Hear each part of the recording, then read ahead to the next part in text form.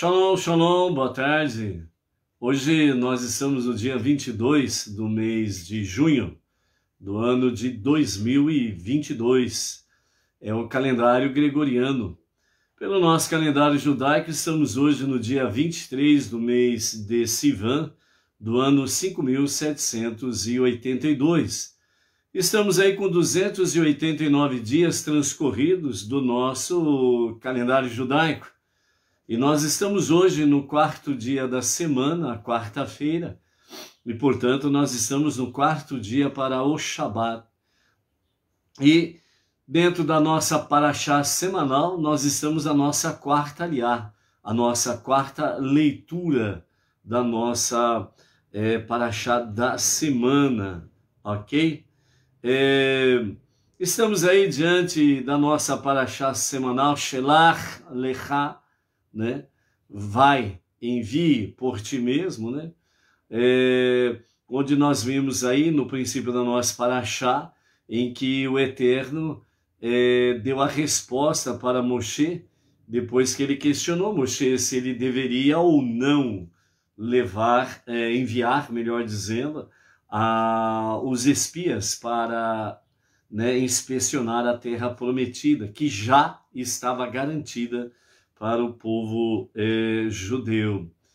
Então, Deus simplesmente respondeu para Moshe, Shelach Lecha, envia por ti mesmo, a decisão é tua, né?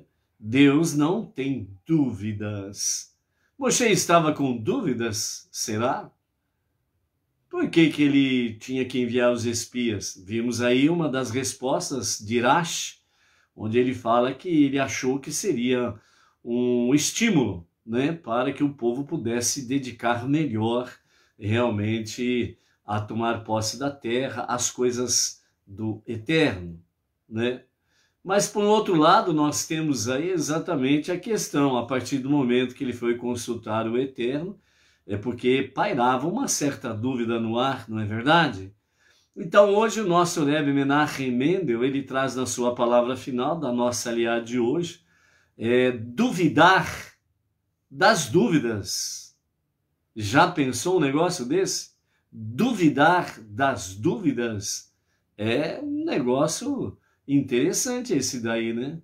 Você já está em dúvidas, vai duvidar das dúvidas? Aí, será que dá um nó na cabeça ou não? Então, duvidar das dúvidas. Vamos ver o que temos pela frente aí, né? E também nós temos aí diante de nós, né, uma palavra, né, inicial do nosso Rebbe Menachem Mendel, o líder da nossa geração, que ele nos fala uma coisinha interessante, né? Ele nos fala sobre amar. E nós temos aí, né, nessa palavra que nós vamos trazer daqui a pouco, né, sobre a palavra do Rebbe, amar, né? Nós temos aí duas linhas que ele fala sobre isso. O que você tem para falar para o seu amor? O seu amor marido, namorado, pai, o seu amor esposa, marido, o seu amor filhos, o seu amor pais, o seu amor de amigo, né? O que você tem para falar? Né? Amar. Amar é algo realmente desafiador no nosso dia a dia, né? Você sempre será desafiado a realmente amar. Amar? Amar? Ou amar? O que será? Não é verdade? Então, o nosso desafio diário é exatamente fazer com que nós tenhamos cada vez mais aquele amor ardente pelo Eterno, pela sua causa. Isso tem que ser vivido, né? Você já observou, por exemplo, quando você nasce, obviamente você nasce na casa do seu pai e da sua mãe, não é verdade? Depois de um certo tempo você se torna, né, um jovem, começa a ir para a idade um pouco mais maduro, né? E aí você conhece a pessoa da sua vida, o amor da sua vida, como diz o ditado. Aí depois você casa. Aí depois de um certo tempo, existe muitas observações, mas uma das observações é aquela: eu vivi na casa dos meus pais X anos, mas depois que eu casei, eu vivi praticamente o dobro daquilo que eu vivi com meus pais. Então, na realidade, o amor da sua vida, você vai viver muito mais ali do que dentro da casa e da família dos seus pais. Então, esse amar, ele sempre será desafiador. E o amor ardente é o que tem que prevalecer. Aquele amor de amar. Aquele amar de amor. E isso faz com que a nossa vida seja vibrante, desafiador e sempre com adrenalina, né? O sangue correndo forte nas nossas veias. É o desafio, né? Então, é nesse sentido que Deus sempre está nos desafiando para amá-lo. Um amor ardente, permanente e eterno. Ok? Então, nós temos aí diante desse cenário, né, alguém, né, duas pessoas que mostrou esse amor ardente pelo eterno, um amor ardente de confiar, um amor ardente de se entregar sem ter dúvidas. Caleb e Yehoshua, Josué.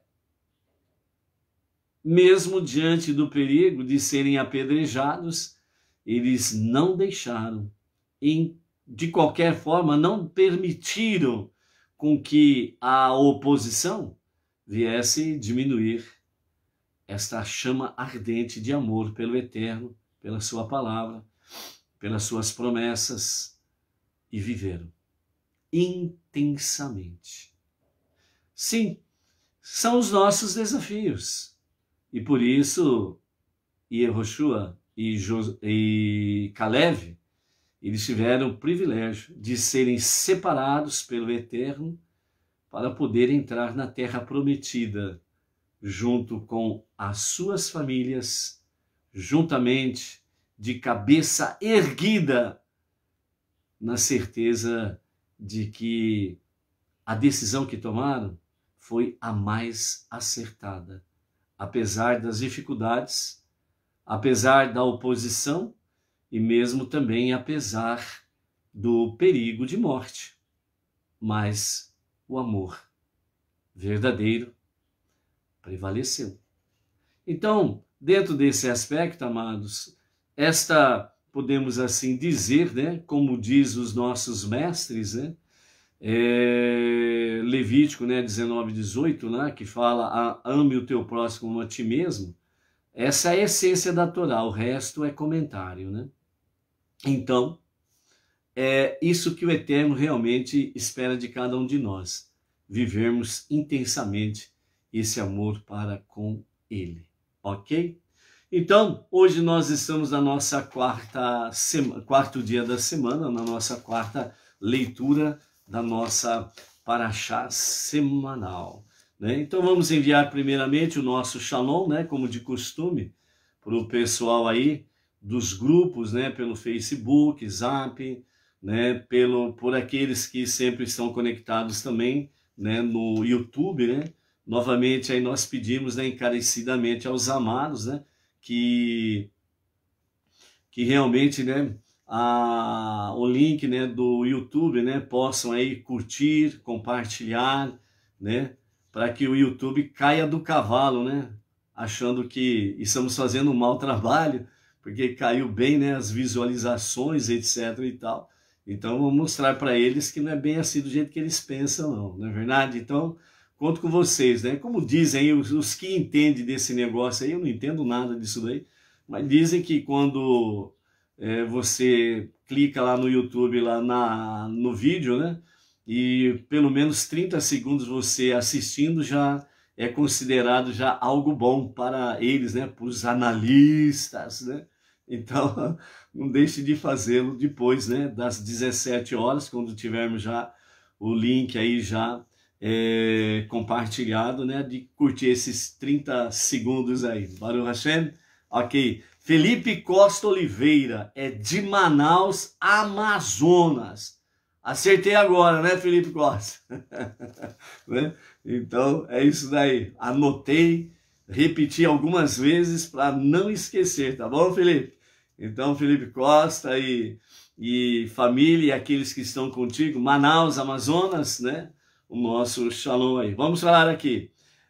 Do grupo Somos Brasileiros de origem judaica, nós temos aí o Erisvaldo Melo, de Piracicaba, a Cátia Oliveira, São Paulo, capital, o Francisco Pereira Munhoz, aqui de Bauru, a nossa região, né?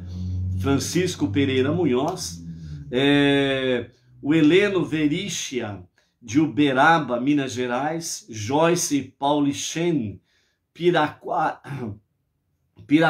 Paraná, o Rogério Costa, Belo Horizonte, né? Minas Gerais, o Moacir Fernandes Ruivo, Fortaleza, Ceará, o Márcio Miranda de Souza, também de BH, Minas, e a Cristiane Miranda. O grupo Espaço Monoteísta, né? Temos aí o Gerson Cordeiro Saldanha, de Santa Adélia, interior de São Paulo, o Toninho Teles Bonito, né? Bahia, a Filomena Alves de Lima, né? Da Coreia, né? Então hoje nós temos aí uma coreana, né? Mandando para ela, né? E família o nosso shalom. Filomena Alves de Lima. Rava Maria Elza, de São José dos Campos, São Paulo, e o Flávio Vieira Ribeiro, né? De São Paulo, capital. Temos aí também o Wilker Pedrosa, de Brasília, e o Carlos Camargo Amaral, de Itu, interior de São Paulo. No grupo lá, Ben-Noar e Batinoar, lá administrada pela Simone Cremonese, de Ribeirão Preto. Temos o Roberto Andrade, de Paraguaçu Paulista, a Alessandra Sato de Souza, Pinhais, Paraná, o Aparecido Militão, de Osasco, Grande São Paulo, e a Leila Carvalho, da cidade de Leopoldo de Bulhões, Goiás. E temos aí também as pessoas de Eunice Bezerra Loretti, né, Rio de Janeiro, juntamente, né, com o seu esposo e o seu filho ali. O Israel Arcanjo, de Poções, Bahia, né? E aqui, ó, Felipe Costa Oliveira, Manaus, Amazonas. Já tinha anotado aqui, viu, Felipe?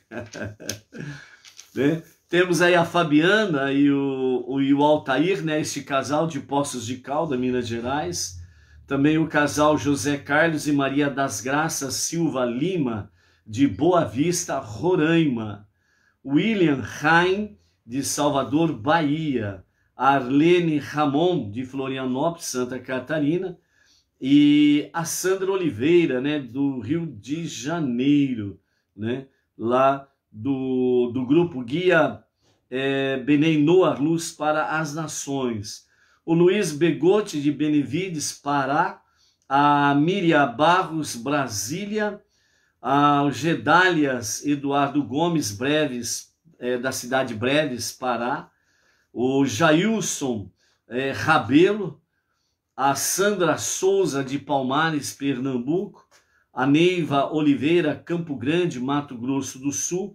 O Fernando Duarte, né, do Rio de Janeiro, né?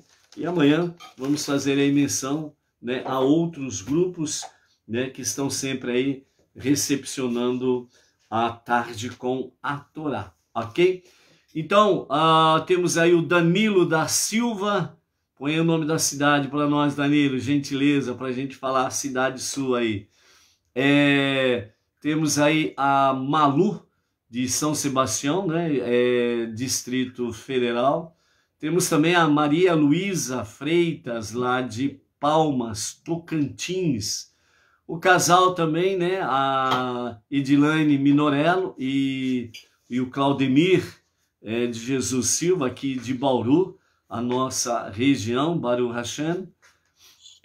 Quem mais está por aí? Baruch Hashem. Vocês não imaginam o que a Edna está me fazendo aqui, rapaz. O Danilo da Silva, da cidade de Quixadá, Ceará. Baruch Hashem. Eu tenho anotado aqui, Danilo, mas até procurar ia demorar muito. Então, Danilo, né, da cidade de Quixadá, Ceará. Tem o Webster Rabelo também de Quixadá, Ceará, né, que está por aí. O Geraldo Amanso, né, ele coloca aí Bonito, Pernambuco, né? O Bonito Pernambuco e o Bonito da Bahia é a mesma coisa ou são diferentes aí, Geraldo? A Marli Stael, né, Silva Monteiro, Vitória, Espírito Santo. A cidade, né? A cidade de Espírito Santo. Baruch Hashem, ok? Saúde, um cafezinho que a Edna está trazendo aqui, olha só. Desculpa, benção. Baruatá, Donai, no Reino Meli, Raulan, Xerraconi, Riabi, Divarô. Amém, vem, amém. Ok? Tinha esquecido a benção. Já pensou? Então, agradecendo a Hashem de podermos desfrutar dos seus bens. Ok? Tenho certeza que ninguém tomou um café igual esse da Edna, hein? Então, é isso daí, né? O Danilo da Silva é o Webster, né, Rabelo? É isso? Então, Baruch Hashem. Não, o Danilo conhece o Webster Rabelo, é isso. Ok, Baruch Hashem. Vamos para a palavra do Rebbe, essa palavrinha chamada amar. O Rebbe, o justo da nossa geração e o líder da nossa geração, ele fala assim: amar é lamentar a aflição do próximo e regozijar-se com sua felicidade. Amar é o mais profundo de todos os prazeres. Por isso, realmente, o Eterno diz: amar. E o nosso Rebbe, ele, vamos dizer assim, traz algumas interpretações sobre amar. Então ele diz: amar é lamentar a aflição do próximo. Não é falar bem feito, porque ele se deu mal ou algo semelhante.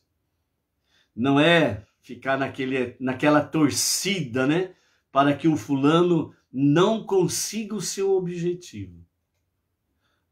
Amar é lamentar a aflição do próximo, é sofrer com ele.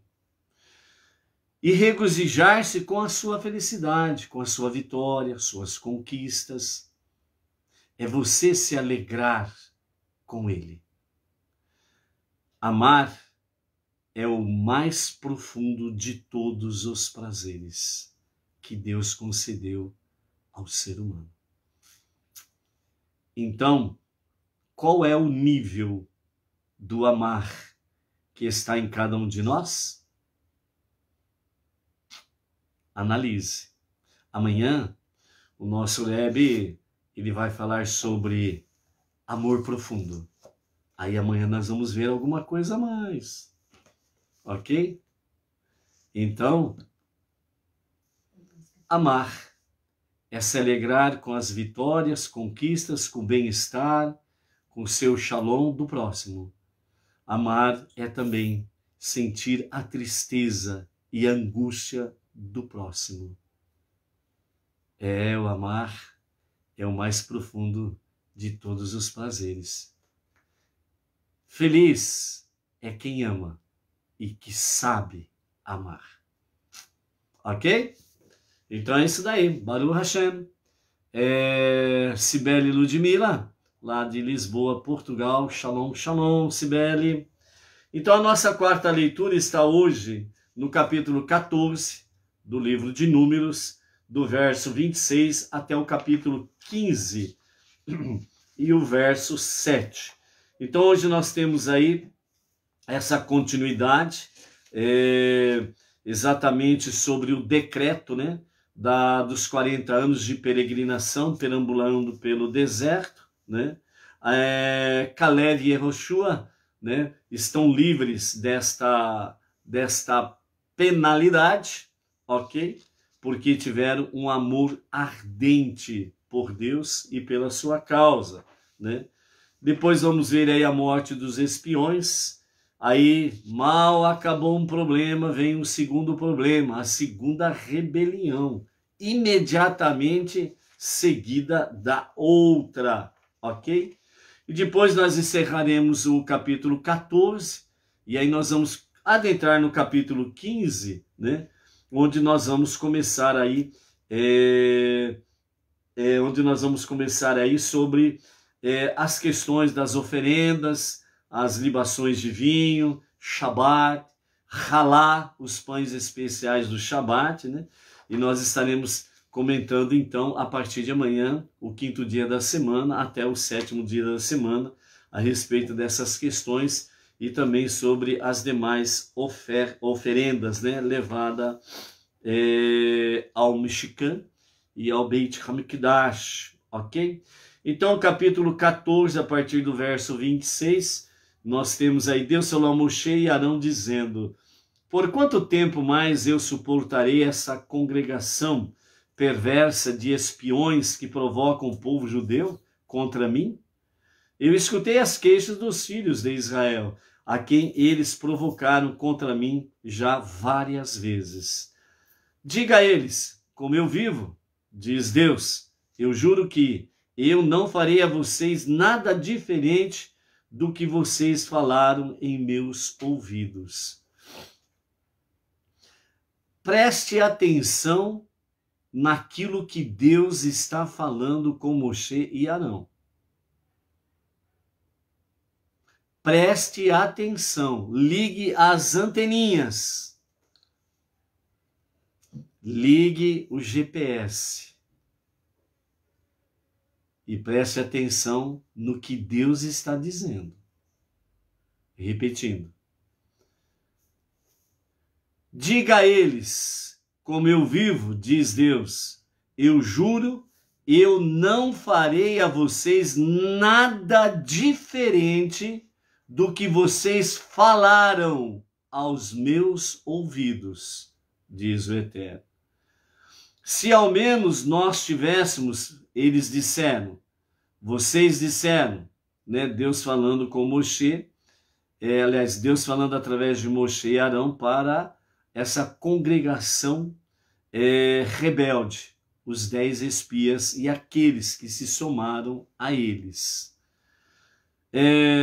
Vocês disseram, se ao menos nós tivéssemos morrido no deserto, seus corpos cairão neste deserto, inclusive de todos vocês que foram contados, todos da idade de 20 anos para cima, aqueles 600 mil que foram contados ao sair do Egito, a partir da idade de 20 anos de idade para cima. Porque vocês reclamaram contra mim. Verso 30. Vocês não entrarão na terra sobre a qual eu levantei minha mão para que vocês se estabelecessem nela, exceto Caleb, filho de Iefuné, e Yehoshua, o filho de Nun. Quanto às suas crianças pequenas, sobre quem vocês falaram que se tornariam cativas, eu as trarei para lá, e elas conhecerão a terra que vocês desprezaram. Mas quanto a vocês, seus corpos cairão neste deserto. Seus filhos vagarão pelo deserto por 40 anos e carregarão sua culpa, até que o último dos seus corpos tenha caído no deserto. Vocês carregarão seus pecados por 40 anos, correspondendo ao número de dias que vocês exploraram a terra, 40 dias, um dia por cada ano. Vocês então saberão o que significa se apartar de mim. Eu, Deus, falei, e eu juro que eu farei isto a toda a congregação perversa que se reuniu contra mim.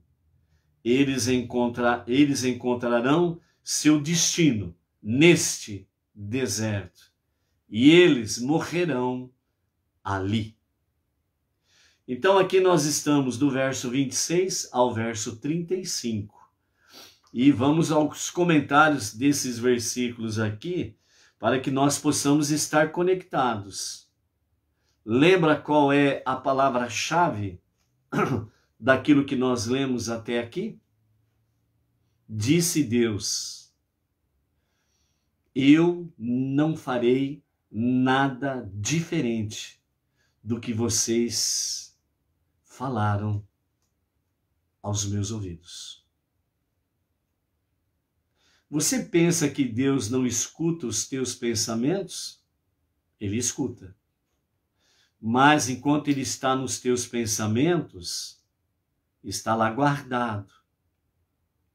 Você tem tempo para corrigir os pensamentos e não deixar vir a luz. Porque a partir do momento que a palavra vem à luz, seja ela boa ou não, as consequências serão as consequências naturais. Portal Rural de Novo Airão, né? Baruch Hashem. Quem é do Portal Rural aí, por gentileza aí, dá uma revelação, né, de quem é que está por aí para a gente mandar um shalom específico, né? A todo o pessoal do Portal Rural de Novo Airão, né? Um shalom por aí, né? A Ana Eustáquio também de Manaus, Amazonas, está por aí, shalom, shalom. Ou seja, amados, a questão chave aqui é: Deus, ele vai atender o que você falar. Então, o que você falar é o que Deus vai fazer. Sim.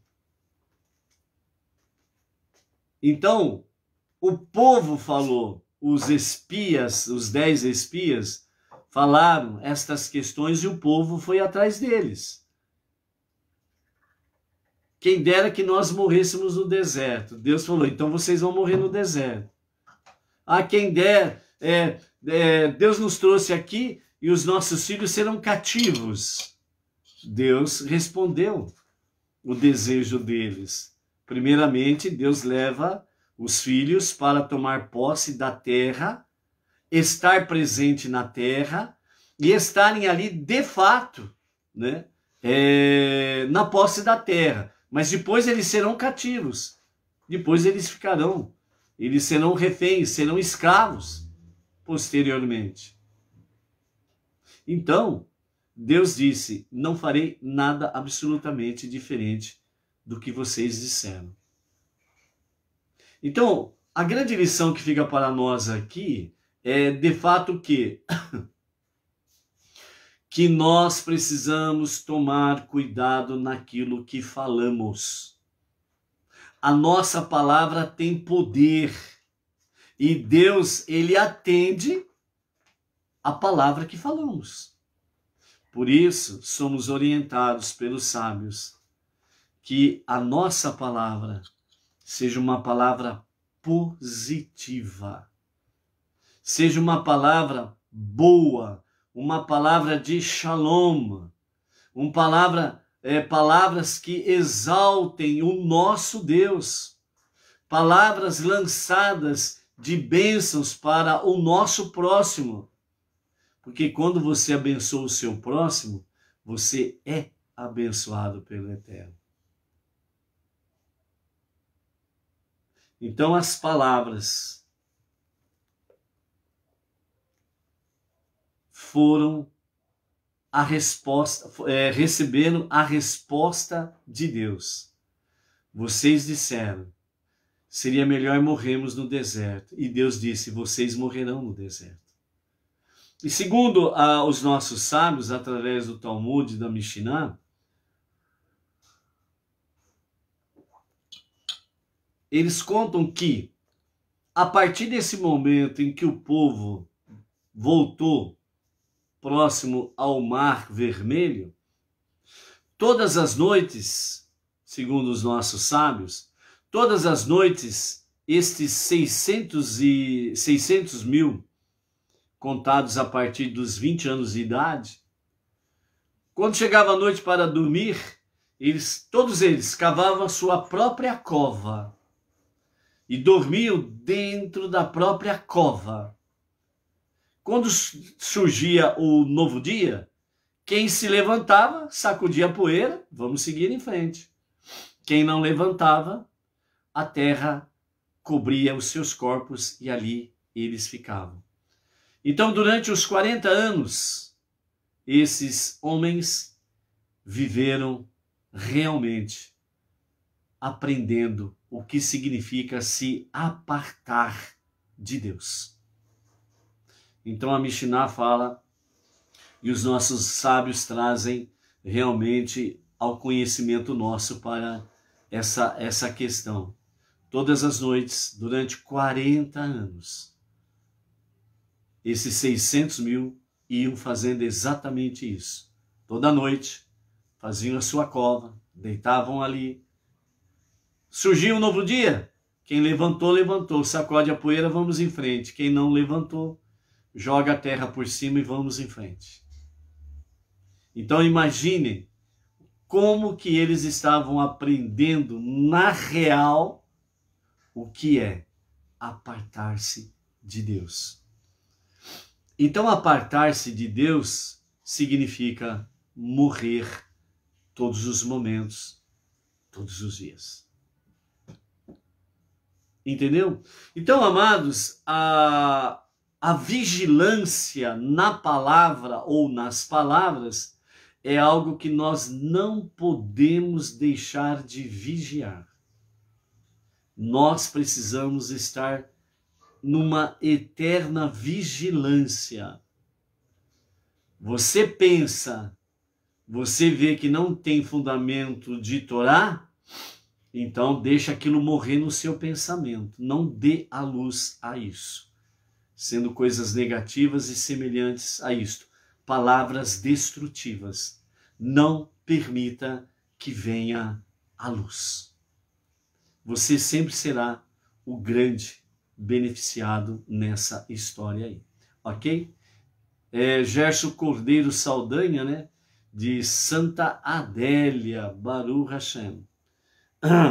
Então, amados, o pecado dos espiões não foi que eles eram tão espiritualizados, mas sim que eles não eram espiritualizados o suficiente.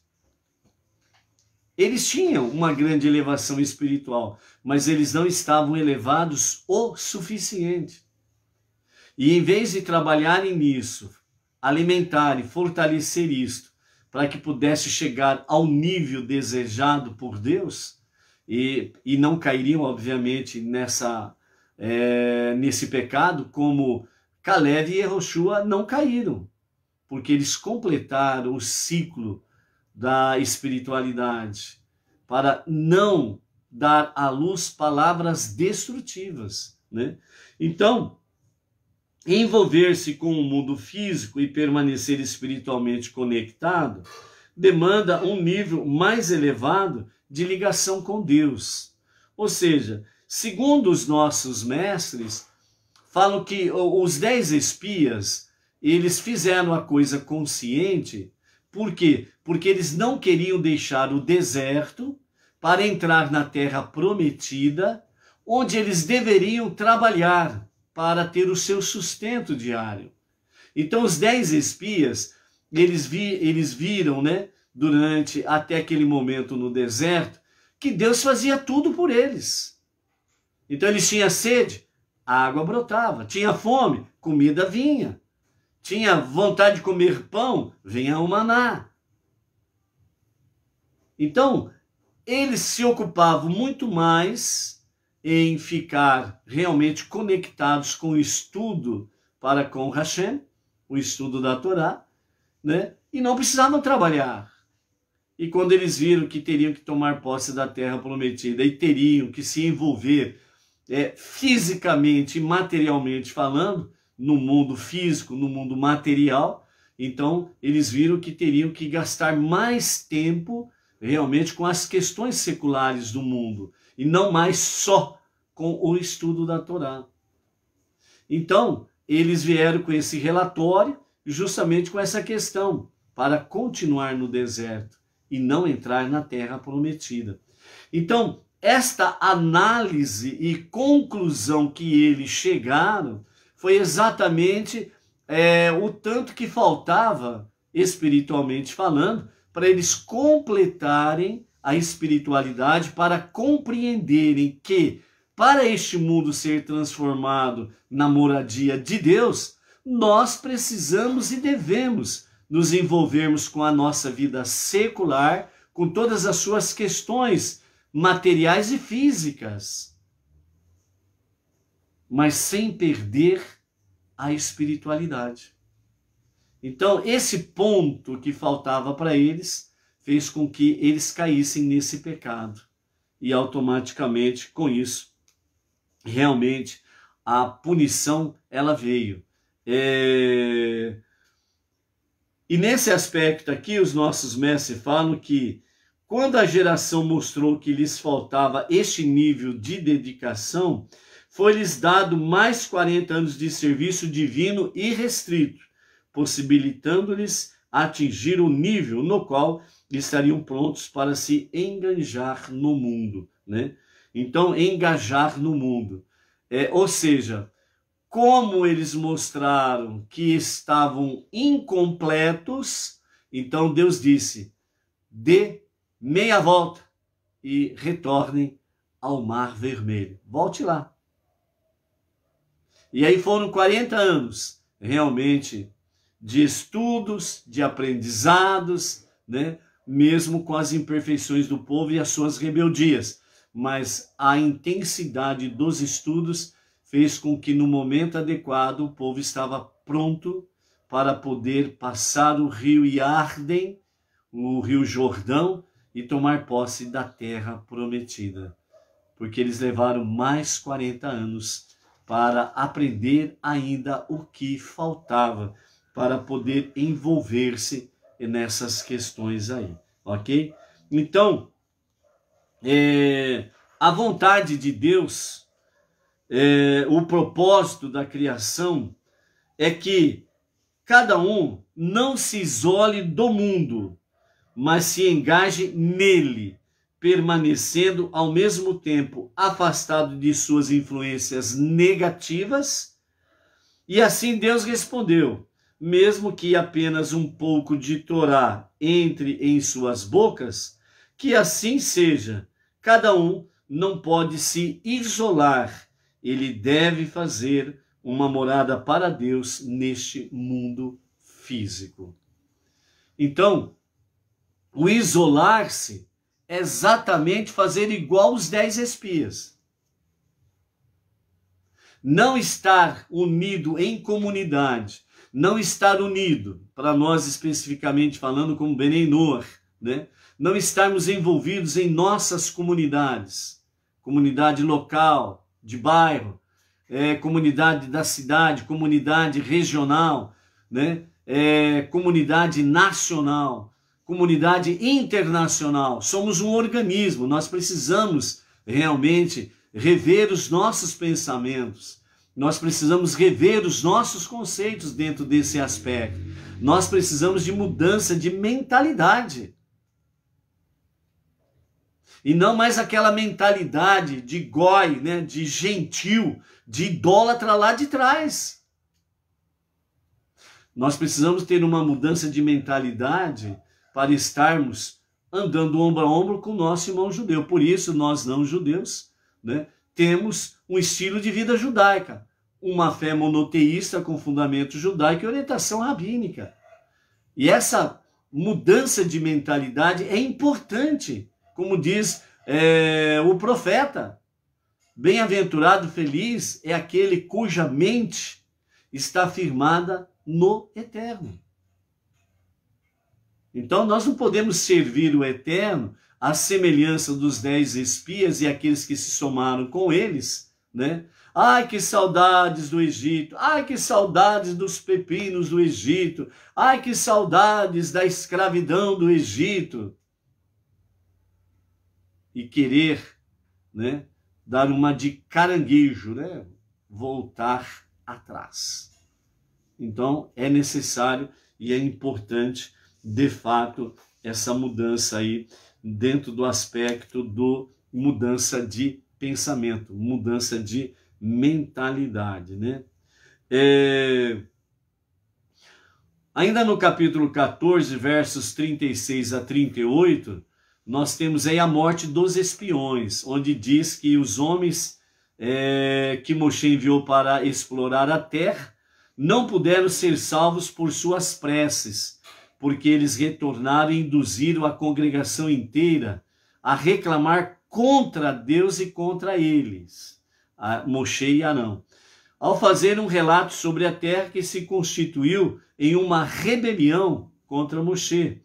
Portanto, os homens que fizeram um mau relato sobre a terra morreram imediatamente na praga diante de Deus. Dentre os homens que foram explorar a terra, somente Yehoshua, filho de Nun, e Caleb, filho de Efuné, que permaneceram vivos, ok? Então,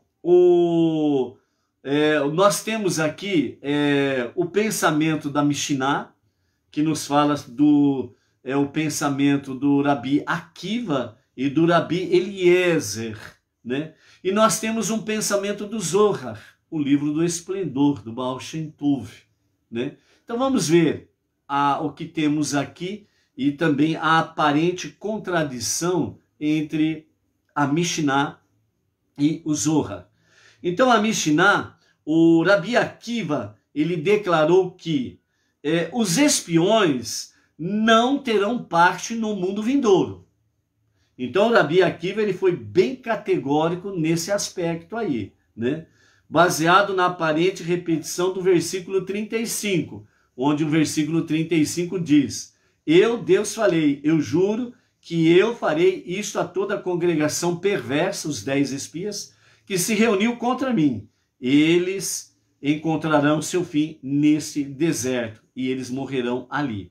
Então, para Rabi Akiva, né? Então, eles não têm parte no mundo vindouro. Enquanto que o Rabi Eliezer, ele manteve que a geração era justa e mereceria o mundo vindouro, graças ao fato de ter feito um pacto com Deus, como nós temos lá dentro da questão do livro de Êxodo, capítulo 24, verso 18, sobre o pacto, né, com Deus, né? E também o próprio comentário de Irash para o Sanhedrin, né, nesse aspecto aí.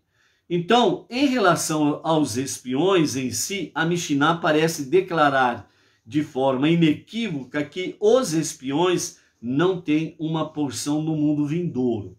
Porém, vem o Zohar de Baal Shem Tov, o livro do esplendor, e ele afirma que os espiões sofreram apenas a sua morte física, morreram no deserto, mas suas almas não seriam aniquiladas, e, portanto, eles ressuscitarão no mundo vindouro.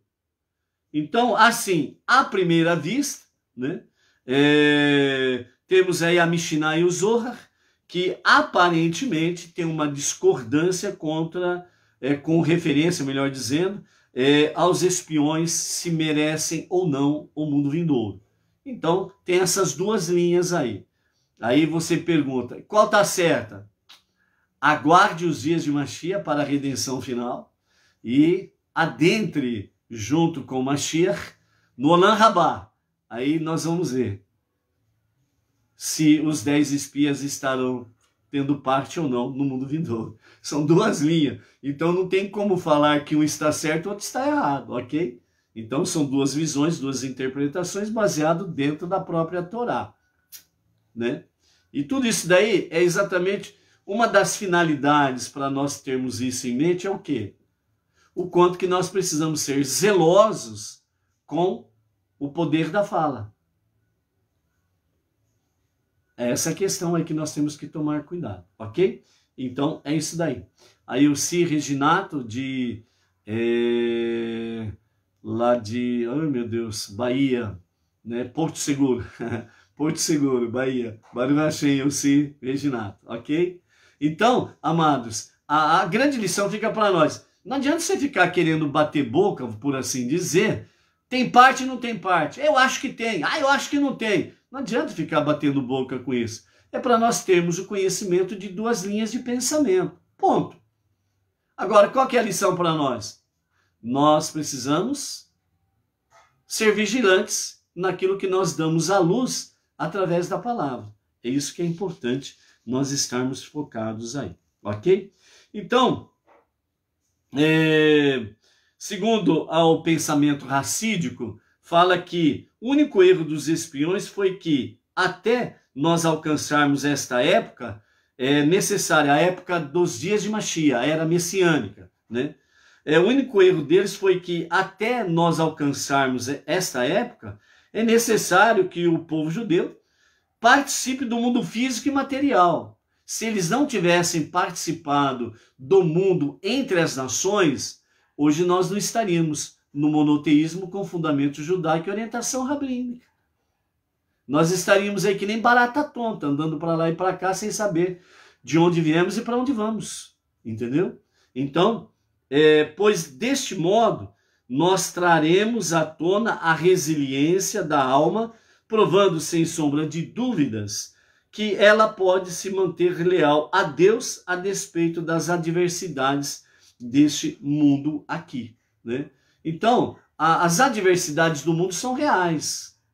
Você precisa estar disposto a ficar firme na Torá, nos mandamentos, nas 7 leis universais, no estudo da Torá, na Techuvá diariamente, na Tzedaká constantemente, não de vez em quando, uma vez na vida, outra na morte. Negativo. Manter Tzedaká de forma constante, né? Então, isso é importante nós estarmos mantendo aí, ok? Então, a morte dos espiões, nós vimos aqui. E o verso, no capítulo 14 ainda, do verso 39 até o verso 45, nós temos aí, então o encerramento, né, do capítulo 14, e aqui nós temos aquela questão da segunda rebelião. E a segunda rebelião foi aquele negócio, né? Eles acordaram cedo de manhã, já no outro dia. Os 10 espiões já estavam mortos pela praga, certo? Já anoiteceu, foram dormir, aí acordaram cedo de manhã e subiram ao longo do caminho para a terra, em direção ao topo da montanha, dizendo: nós estamos prontos para subir ao lugar sobre o qual Deus nos falou, pois nós pecamos. E então Moshe disse: por que vocês transgridem a palavra de Deus? O que vocês estão fazendo não terá sucesso. Não subam, porque Deus não está entre vocês para evitar que sejam abatidos pelos inimigos. Esse povo que seguiu os 10 espiões na sua murmuração, reclamação, na sua rebelião contra Deus, Moshe e Arão, né? No dia seguinte, e Deus disse: vocês vão vagar pelo deserto 40 anos. Deus já deu a punição, né? E lembrando sempre, né, amados, que o objetivo, né, entre aspas, da punição não é na realidade punição no sentido de denegrir com o ser humano. Pelo contrário, é um instrumento que Deus tem e que o ser humano entende para que ele venha transformar a sua vida em ser melhor do que ontem. Então a punição em si, entre aspas, não é para o mal, mas é para o bem, é para transformar a vida. Tanto é que quando, né, nós amanhecemos o dia com aquela dorzinha de barriga, você não sabe o que é, né? E aí você fala: meu Deus do céu, já põe a mão na cabeça. já pensa que é isso, que é aquilo, que é doença ruim, que não sei o que lá, eu vou morrer, e aí aquela dor ela aumenta, etc e tal, né? Na sua intensidade, e fala, pronto, tô morto, ai meu Deus, aí todo mundo corre para a presença divina, né? Então, é nesse sentido. Então, Deus, né, a punição, entre aspas, ou a adversidade que nos traz algum princípio de dor, o objetivo de Deus é de transformar as nossas vidas. É para que nós possamos ser melhores, mudar a nossa mentalidade, estarmos mais arraigados, mais alicerçados em Deus e na sua palavra, né? Então, senão fica realmente as pessoas elas não mudam, né? Se no estalar de dedos as coisas se resolvem facilmente, ele não valoriza, ele também não adquire méritos, né? Da forma fácil que vem, vai embora, etc e tal, por aí afora vai, não é verdade? Então, melhor do que ontem, pior que amanhã. Esse é um famoso ditado, né? Popular aí, né? Que o dia de hoje seja melhor do que ontem e pior do que o de amanhã, para que o de amanhã seja bem melhor do que o de hoje. É isso daí mesmo, é a transformação no nosso dia a dia que nós precisamos ter aí. Então aqui na segunda rebelião, amanheceu o dia, então aqueles ali falaram assim, bom, agora nós vamos tomar posse da terra. Nós erramos, nós pecamos, né? Então, fizemos techuvá, entre aspas, né? E então agora nós vamos, porque nós reconhecemos o pecado, reconhecemos o erro, fizemos techuvá, então agora nós vamos tomar posse da terra. Mas só que Deus já tinha falado qual era o destino deles. Mas aí eles vêm, nós fizemos techuvá. Eles não fizeram techuvá. Porque a techuvá, ela muda a pessoa para submeter-se à vontade divina. Por isso que techuvá é retorno a Deus para um verdadeiro e genuíno arrependimento. E aí a pessoa ela se submete a Deus realmente com amor e com alegria, ok? Mas aí Moshe disse, o que vocês estão fazendo? Não façam isso, não subam. Que era subir para a guerra, para a batalha, tomar posse da terra. Subir por quê? Porque a terra prometida, ela é a terra, dentro do nível espiritual, é a porção de terra mais elevada que existe na face da terra. É onde posteriormente temos o Beit Hamikdash, Jerusalém. Então subir significa exatamente isso, ir para o ponto mais elevado espiritual, que é Jerusalém, a terra prometida. Por isso falaram, vamos subir. Ok? Como os patriarcas outrora também falaram, quando se referiam para ir para Canaã. Quando falaram para ir ao Egito, vamos descer. Quando voltavam para Canaã, vamos subir. É a questão do nível espiritual. E nesse momento Moshe advertiu-os. Não façam isso, Deus não está com vocês. Mas eles decidiram, e vamos, não, agora nós vamos abater os inimigos. Agora nós estamos com tudo, né? E aí, né, os versos 43 a 45, nos fala aí, os amalequitas e os canaanitas estão à sua frente, e vocês cairão pela espada, alertou Moshe, pois vocês se afastaram de Deus, e Deus não estará com vocês. Eles estavam inflexíveis e subiram em direção à terra, em direção ao topo da montanha. Mas a arca da aliança e Moshe não saíram do acampamento. Os amalequitas e os canaanitas que viviam na montanha desceram e os feriram e os expulsaram para longe, para um lugar que mais tarde foi chamado de Hormá, lugar de destruição, por causa do que aconteceu ali, né? Então, os nossos mestres falam exatamente sobre essa questão, né?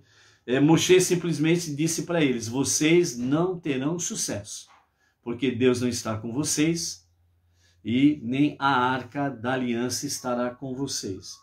Então, a techuvá, ela de fato elimina o pecado, tanto no nível pessoal quanto no nível comunal, comum e geral. Ela não garante a conquista da terra de Israel. Isso somente pode ocorrer de maneira pela qual a Torá prometeu. Na época de Moshe, a conquista só seria bem-sucedida com a ajuda da Arca da Aliança, e em nossos dias, na atualidade, a terra de Israel só pode ser totalmente conquistada através da liderança de... O primeiro redentor foi Moshe, o último redentor, Mashiach. Então, a conquista da terra prometida nos dias atuais, ela só será possível sob a liderança do verdadeiro e único Mashiach. Ou seja, mas você vai dizer assim, mas espera aí, o Estado de Israel existe. Sim, existe. Mas ela é 100% dos judeus? Não. Não é. Fizeram ali uma coxa de retalhos. Entendeu? Então, nos dias atuais, a única forma da terra de Israel ser totalmente, 100% conquistada pelo povo judeu será sob a liderança de Mashiach. Então, quando Mashiach, verdadeiramente o único Mashiach, não fantasias que apareceram no tempo por aí, mas o verdadeiro Mashiach, quando ele se revelar, ele estará liderando o povo judeu e ele estará conquistando plenamente a terra de Israel, onde a terra de Israel, todo o território de Israel, toda Jerusalém, será 100% habitada por judeus. E os gentios? E aquele monte de povo de diversas nações que estão ali? Cada um voltará para as suas nações. As religiões não existirão mais nos dias de Mashiach. Só haverá um Deus. Só haverá uma única forma de servir a Deus nos dias de Mashiach, que está nos 5 primeiros livros da Bíblia. Ponto. Então, quando você observar realmente que os judeus estão retornando completamente para a terra de Israel, que tem um personagem ali que está começando a ficar em evidência, então fique atento. Pode ser Mashiach. E quando você vir que todos os judeus retornam, pode ser Mashiach. Quando você perceber que a construção do terceiro templo está se iniciando sob a liderança deste personagem, então os sábios dizem, certamente é Mashiach. Entendeu? Enquanto um outro aí que se apresentou como Messias, ele fala da destruição do templo. E o verdadeiro Mashiach fala da construção do templo. Entendeu? É isso daí. Os Benei Noach estarão entre as nações, sendo peças importantíssimas para Mashiach estar trazendo entre as nações a unidade e a unicidade de Deus, as 7 leis universais, com o estudo da Torá. E Mashiach virá trazendo todo e plenamente os ensinamentos para todas as nações. Ok? É isso daí. Então, é isso que nós temos pela nossa frente aí, né, no dia de hoje. Né? Aí nós concluímos, né, o capítulo 14, e no capítulo 15, né, do verso 1 até o verso 6, nós temos aí o início, né, das orientações sobre a questão de oferendas de farinha e libações de vinho para acompanhar os sacrifícios, né?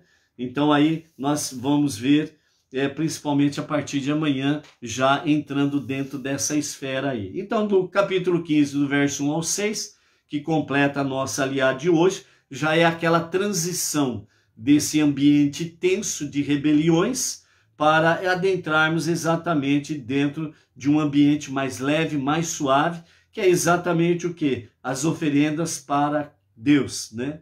Então, nós estaremos adentrando de forma mais específica no dia de amanhã. E para concluirmos aqui, o nosso Rebbe Menachem Mendel, ele fala duvidar das dúvidas.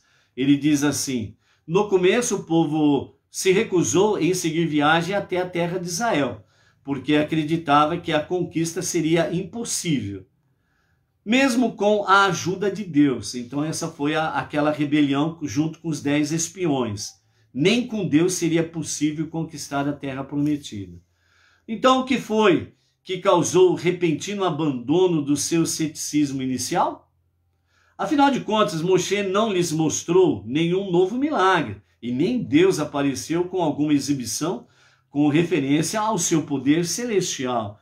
Então, quer dizer, não houve, depois da morte dos 10 espiões, não houve ali de forma alguma algo diferente ou sobrenatural para que eles pudessem tomar aquela atitude, né?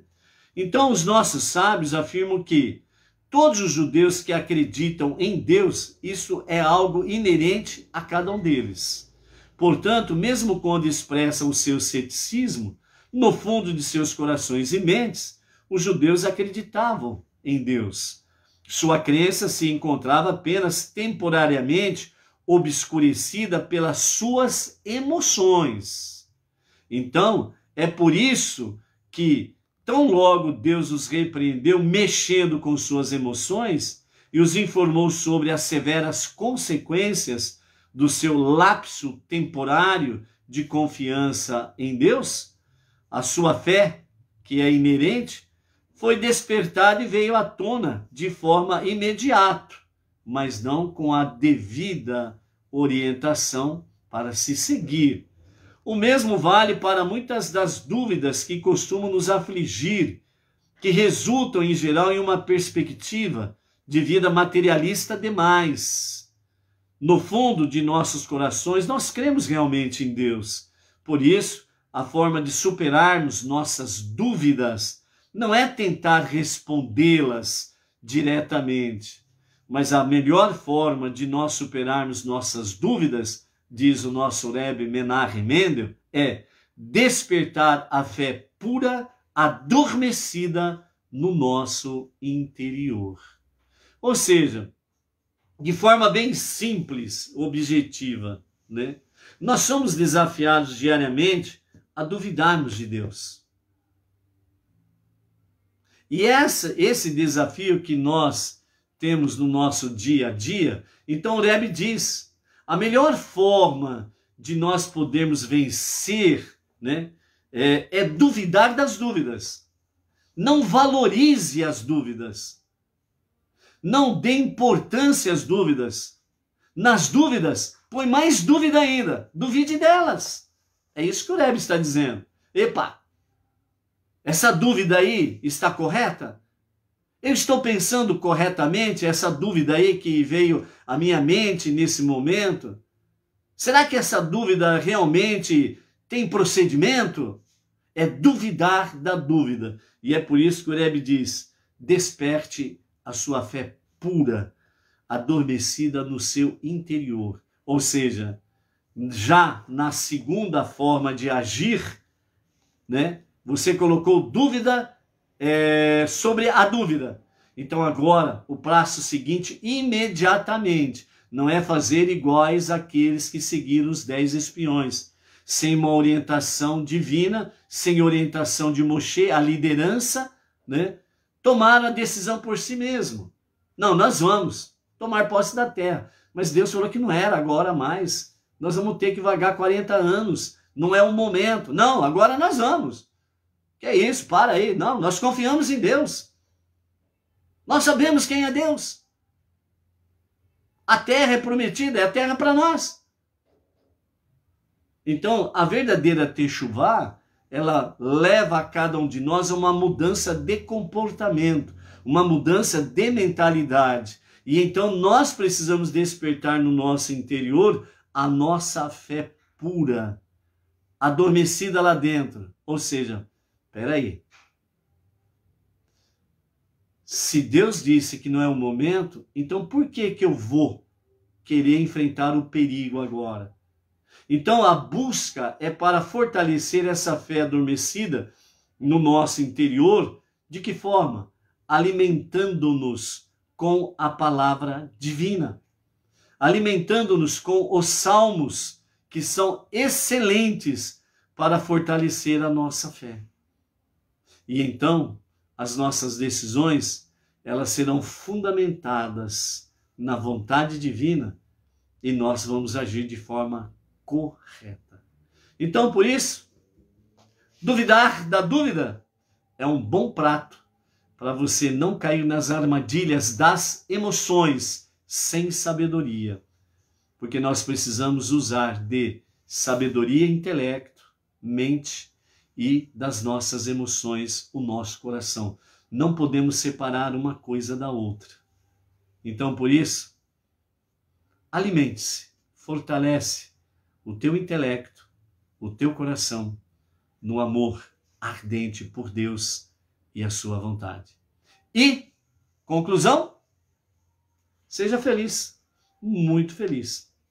Ok? Baruch Hashem. Até amanhã. Amanhã tem mais. Amanhã vamos para um outro nível. Muito mais suave, tranquilo. Ok? Depois da guerra, vem a paz. Vamos em frente. Shalom, shalom. Até amanhã.